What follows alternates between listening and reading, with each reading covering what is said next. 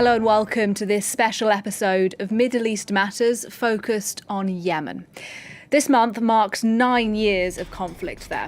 And coming up, we'll head to Marib to meet just a few of the millions of Yemenis displaced by the fighting. We'll look at hopes of a meaningful ceasefire, and we'll also report on Yemen's cultural heritage at risk. Now, it is sometimes called a forgotten war. Fighting in Yemen has killed hundreds of thousands. Hunger has claimed even more lives. Yet the complex conflict there between Saudi-led forces and Houthi rebels does not always make the headlines. This month, 9 years after Houthis attacked the capital Sanaa, triggering Saudi Arabia's intervention, the country isn't in the grips of all-out war, but it's not at peace either. Our first report takes us to Marib, an area under government control, home to millions of displaced people. France 24 reporters gained access to film there, and they met civilians who have escaped the fighting, but are still struggling to survive. Tents and rocks, their only refuge. The Sweda camp on the outskirts of Marib currently shelters 90,000 Yemenis. In summer, the temperature can reach above 50 degrees. Assalamu alaikum. Wa alaikum Allah. A retired soldier, Ali arrived here 7 years ago. A UN program allows him to earn a bit of money, around $120 to $150 for 2 weeks' work.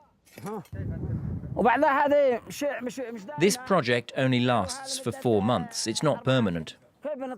How do I feed my children? Any money I earn, I use to pay off my debts.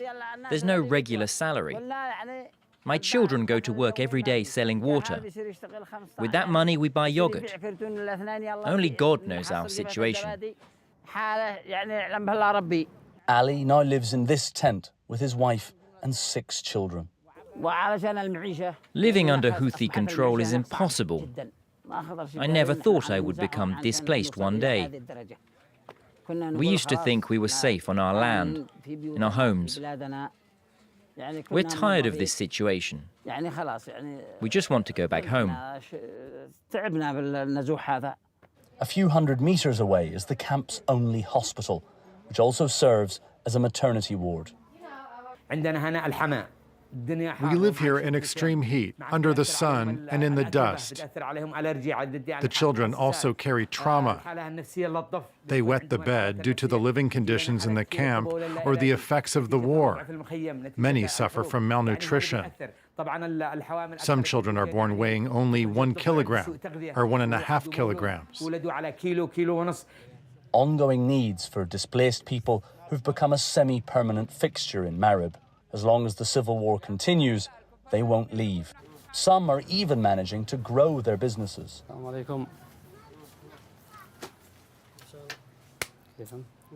Displaced from Sanaa, Mohammed imports fabric from India to sell to the city's wealthier residents. The war's affected transportation. Now we struggle to find it. If I have a container in Aden that I need to bring to Marib, it costs me a fortune. For example, a container that costs $30,000, you have to pay an additional $10,000 to get it here. It's badly affecting us. These high prices are due to internal transportation. In the past, there were no checkpoints. We just paid import taxes. After 9 years of war, Yemen is a devastated country. While peace negotiations are currently taking place in Saudi Arabia, 2/3 of the population is facing a humanitarian emergency. Addressing it will require $4.3 billion, according to the UN. Less than 1/3 of that amount has been raised so far. Our team there reporting from Marib.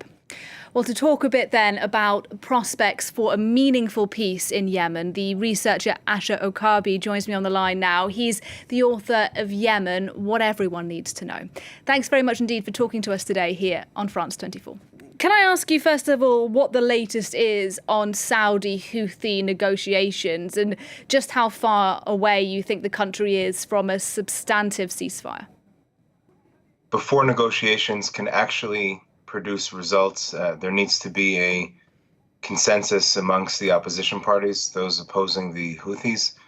A presidential council that was formed last year by Saudi Arabia needs to actually get legitimacy on the ground in Yemen before a ceasefire can actually be launched and political negotiations can be made with the Houthi opposition parties. So probably quite a long way off then, would you say? I would not be surprised if before the end of 2023 there was already a political negotiation on the table for a lasting resolution to this conflict in Yemen. And how much of that is to do with the fact that Saudi Arabia and Iran are now talking to each other? That may be part of the calculation, because Iran is certainly one of the largest supporters and most significant supporters of the Houthis alongside Lebanese Hezbollah. But in the same sense, it looks like Saudi Arabia is close to achieving its goals of the entire political intervention in Yemen, and therefore is looking for a resolution in order to have a more permanent resolution, a more permanent political solution in Yemen. And the political situation is rather complicated. There are separatists, for one, in the south of Yemen that want to break away. And despite these Saudi efforts, the Houthis still control a large chunk of Yemen. I wonder whether you think that in order for peace to be established, Yemen will have to fracture as a nation state, or whether you think the country can survive in the way it is today. Well, it's important to recognize that Yemen prior to 1990 was not the Yemen geographically of today. The unification of Yemen in 1990 was not a reunification, but rather the creation of a Yemeni state. That was a flawed state, already suffered a civil war in 1994. This is the second civil war suffered by the unified Yemeni country of North and South. So therefore, fractured state would not necessarily be an unexpected result. At the same time, what is more likely to emerge is a federalist state, one with a loosely controlled central government and several decentralized states or decentralized provinces around the country, at least 3 of them. And in the meantime, where does this all leave Yemeni civilians, about 80% of whom do rely on humanitarian aid to survive?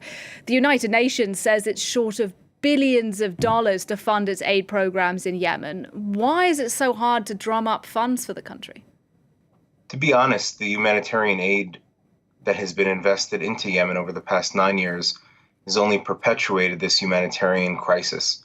The more money that's poured into Yemen, the more dependent that Yemenis become upon foreign aid. Yemeni farmers have been harmed by the dumping of food upon the country, and the humanitarian aid cycle has only disincentivized the peaceful resolution of this conflict. So actually, the lowering international humanitarian aid or using it more judiciously may actually bring a faster resolution to this conflict and will allow Yemenis to escape this really deleterious cycle of aid dependency in the country.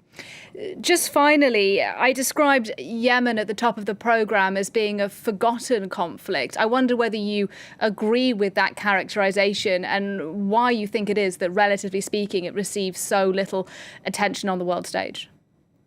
That's probably because the world stage is focused on other conflicts outside of Yemen and Ukraine and elsewhere. But 29 million Yemenis have not forgotten every day of this conflict. My own family, my friends who are in Yemen, certainly have not forgotten. The reason that it does not receive that amount of focus is likely because there's no major Yemeni refugee crisis like in Syria. The Yemenis have, for the most part, have remained internally displaced, so therefore not triggering international crises in terms of migration. And secondly, because the Saudis have gone to great efforts in order to control media, as have the Houthis, to control the messaging leaving the country. So there's not free expression coming from within Yemen itself. And therefore, the messaging is controlled in a hegemonic way by both Saudi Arabia and the Houthis, limiting the amount of international attention given to the country itself. Asher Orkaby talking to us there. He's the author of Yemen, What Everybody Needs to Know. Thank you very much indeed, sir, for your time today. You're welcome. Well, we end the programme where we started, in Marib. In January of this year, UNESCO designated ancient landmarks there World Heritage Sites. In pre-Islamic times, they were known as Saba or Sheba. But amid the conflict, could the temple of the famous Queen of Sheba now be under threat? Our correspondents there have this report. These remains are nearly 3,000 years old. The Temple of Bilqis, the Arabic name for the legendary Queen of Sheba, was once the political centre of a kingdom that stretched from Ethiopia to the eastern part of present-day Yemen. Today, displaced people from the 8-year-long civil war come to visit this historic site. For us, Marib is a refuge, like a mother who protects us all. Here we've found safety and security, and it's a blessing. Thanks to God, we can relax. In this war-torn country, it's the Bedouins who guard this ancient temple. This place is extremely important because it's an ancient historical site. It represents our ancient civilization, that of the Kingdom of Sheba, and we're very proud of it. There are lots of these sites in Yemen, but there's no money to preserve them. 2 kilometers away, another similar temple. Both were listed as UNESCO World Heritage Sites back in January. And although the Houthi rebels who reject Yemen's pre-Islamic heritage are only a few kilometers away from Marib, the custodian of these sites remains defiant. Whether it's the Houthis or whoever else, we won't let anyone destroy our heritage. They will remain, whatever the circumstances. We will protect them with our lives, down to the last stone. For millennia, this unique site has survived war after war. In Marib, they're hoping this one will be the last. And that's it for Middle East Matters this week and our special focus on Yemen. The show's back at the same time next week. Thank you for watching.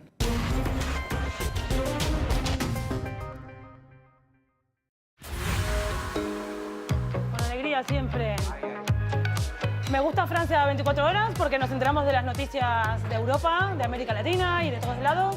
Nos gusta mucho la cultura francesa. The world is ever changing. The news doesn't wait.